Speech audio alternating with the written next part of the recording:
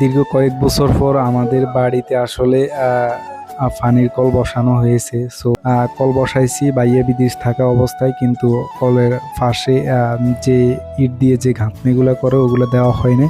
So বাইয়া বিদেশ থেকে আসার পর এগুলো দেওয়া হচ্ছে। বাইয়া কিন্তু রাজমিস্ত্রি, যার কারণে বাইয়া বলছে যে বাইয়া আসলে আমাদের এই কলের ইটা করা হবে। ভাইয়া কিন্তু বিদেশেও প্রচুর পরিশ্রম করে আসছে, কিন্তু দেশে এসেও সে আবার কাম করতে হচ্ছে, কাজ করতেছি। আমি নিজে অতভাগে আমি নিজেই কিছু করতে পারতেছি না। ভাইয়া ওখানেও করে দেশে আসছে যে সে একটু রিল্যাক্স করবে, সে কিন্তু ওই সময়টা রিল্যাক্স করছে না, আমাদের এই কাজটা করছে।